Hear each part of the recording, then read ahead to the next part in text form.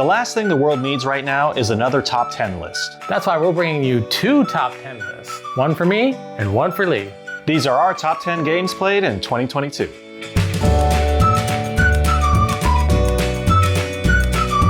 We don't have a lot of rules for these lists, but we're going to tell you them anyway. Here we go. We had to have played the game between January 1st and December 31st, 2022. It doesn't matter if it was a preview copy of a Kickstarter or a cherished classic that's been out for decades. We had to have played a physical copy of the game. Not a tabletop simulator, not an app, a physical copy. We cannot include our own games. That means no Party Tales and no Time Lancers. And those are the rules. Before we get into our list, if you're enjoying our content and you haven't already, go ahead and hit that subscribe button. We love sharing our board game adventures, and this channel couldn't exist without you, so thank you for subscribing and watching. And now let's go ahead and jump right into number 10. My number 10 is Viticulture. Now, the main reason that I like this game, it's more of that like core memory nostalgia. Now, I'm not a giant wine fan, but I know a little bit about wine because when I served restaurants back in the day, I had to know a little bit about wine and like, you know, oh, you pair this with this and this is how wine's made and blah, blah, blah, blah, blah. I really liked it for that and that's what drew me to it. However, the gameplay is great too. Because you know how sometimes you'll have games that grab you for the nostalgia, like, oh, I like this because I used to like that back in the day, but it wasn't there with the mechanics. But no, both of these like really caught my eye, so that's why it's in my top 10 list. My number 10 is Seven Wonders. I really love the simplicity of this game, yet there's still a lot of strategy. It's a good introduction game to get people into the board game community and be like, oh, you just want a simple game that you can teach really quickly. You get the resources from the cards that you get. It's drafting, you're passing, and you're passing. So there is a luck factor there, which is why it's not like never gonna be number 1 on my list. I still only give it like a 7 overall, so it's not an 8, a 9, or a 10. The luck factor with drafting in games doesn't really bother me as much as dice and things like that, because I feel like even though it's luck of the draw, you're still choosing out of the cards that you get before you pass it on. Number 9 is Ark Nova. This one's about animals, you know, you're trying to like have a preservation and, you know, going down 2 different tracks until they meet. So that's kind of a, not unique, but I've seen it in other games too. However, I really like that there's tons of unique animal cards. I think there's only 1 of each in there. A lot of fun and a lot of different mechanics that all just blends together very well. My number 9 is Furnace. This is another great engine game that we played this year. And I just really enjoyed how everything comes together by the end of the game. You have 4 rounds, there's an auction phase, and then there's an engine building phase. So I really like the thought process that went into the 2 phases and how to make not 2 different games, but 2 different mechanics and then merge them together to make it feel cohesive. I really think they did a great job with that. Number 8 is Akropolis. I'm gonna be honest, I'm pretty sure it made the list more of the like recency effect. Like just the, you know, it's a game that we've played recently, but also the amount of personal effort and like that I had to do to get this game. And it's a city builder game. However, you know, you start building and then you can stack the cities. And then as long as you meet certain conditions, the points really start adding up with multipliers and things like that. I really enjoyed this game and it's only 25 minutes-ish. You can play it once, you know, you can play it more than once or a bunch of times, you know, once you finally get it and you're like, no, run it back. And my number 8 is Dwellings of Eldervale. Now we bought a Kickstarter game secondhand, so this came with all the Kickstarter stuff, all the cool pieces. I don't know what a regular game version of this looks like. I assume it still has some pretty cool pieces. I would say the only thing that I'm not a huge fan of is the huge table space that it takes up. I think that this is a special edition as well, but we got the mat with it. And in order to have this mat on a table, you need a big table because you can just see that it's not easy to set up, it's not easy to teach, but it's a lot of fun to play, which is why it's still in my top 10, just a little bit higher on the list.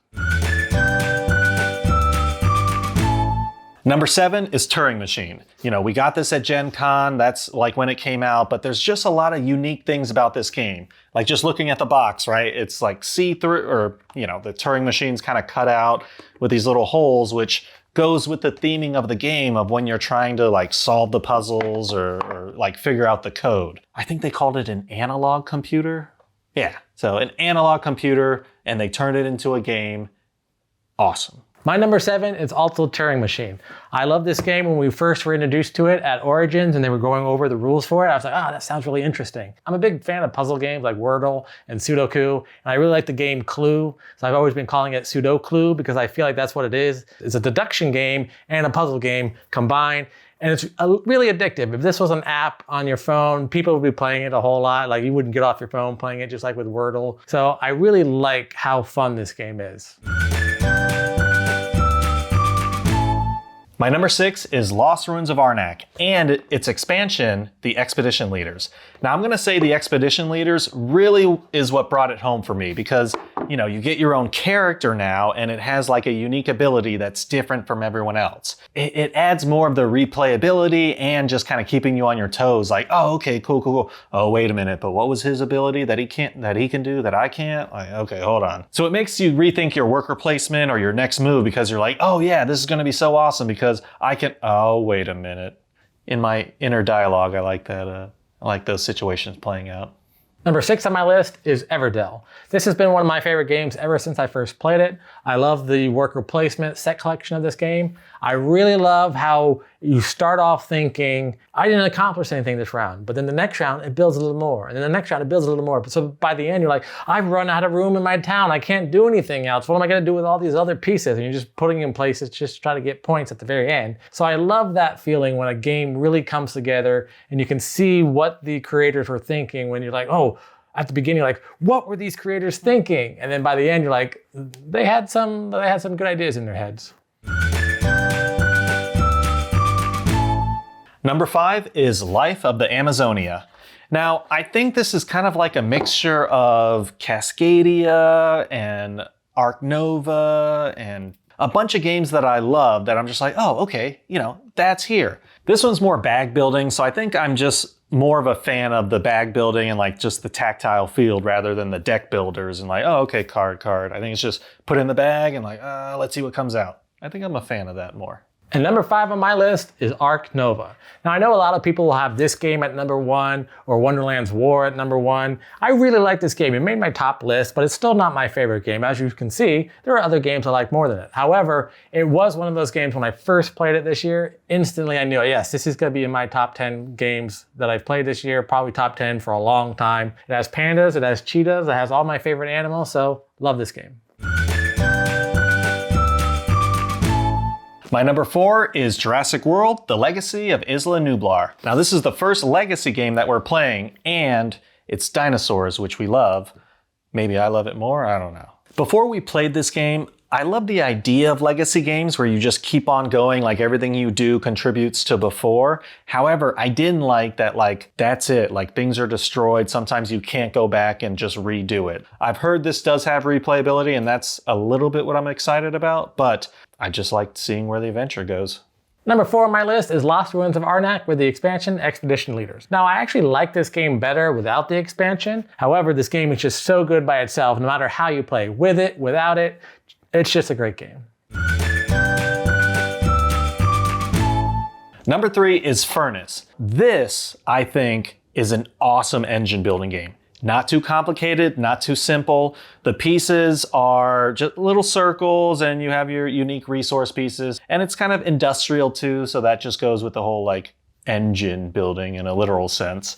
I don't know. I think everyone's got to try this if you like engine building games.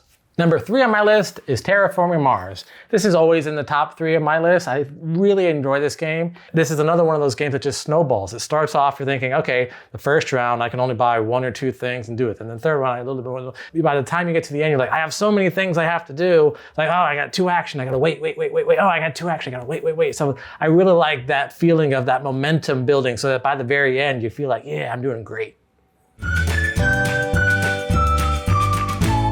My number 2 is Wonderland's War. Now this one is another bag builder, but you have the nostalgia too because of Alice in Wonderland or Through the Looking Glass or whatever. But just the artwork also is just great. Like each of the cards, very detailed art. It's a drafting, but then you also can battle and like fight for territories and things like that. So a lot of great things, and then plus also your unique character abilities.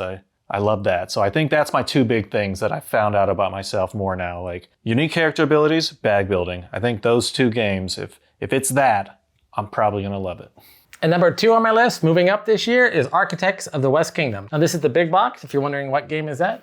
It has all the expansions in it, plus the base game. And that's really why this game moved up. Before it was always in my top 10, but it wasn't ever a 10. However, with the expansions, Age of Artisans and Works of Wonder, when you combine them with the base game, it's probably one of my favorite games. It's not my favorite, obviously, it's only number 2, but I'd have to say this is now one of my favorite games when you add everything together. I just feel like they made it a nice, complete game. And both of our number 1s is Parks. Now Parks has been on our top 10 list. This is the 3rd year in a row now that it's been number 1. We really love this game. It's one of the first games that really, when we started doing our board game journey, that I was like, oh, this is what board games can be. And I really enjoyed the simplicity, yet all the strategy that comes with it once you start learning how to play the game. When do you get the resources? Which space do you go on? Which space do you use your campfire for? When do you reserve an event so that someone else doesn't get it? I love all the different aspects of this game. I like seeing the new expansions because we may have made the house rule to mitigate or adjust for this. Then the expansion comes out and then they corrected it by this. And sometimes it doesn't align with our house rule. And I love seeing that, right? Because like, oh, okay. Oh, I didn't think that that's how you could also do that. So in my mind, thank you for just consistently, when the expansion comes out, you're correcting things that you may have like identified and trying to fix to make it an even greater game. And those were the top 10 board games we played in 2022. Let us know which of your favorite games did make our list in the comments below. Now we play a lot of board games, but we haven't played them all yet. Endless Winter, Weather Machine, Flamecraft, the list goes on. So stay tuned for a lot more great content for us in 2023. To help us get the year started off right, if you're enjoying our content, go ahead and hit that subscribe button. As soon as we get to 2,000 subscribers, we're gonna have another giveaway. Until next time, I'm Lee. And I'm Kenny. I go party like a board gamer.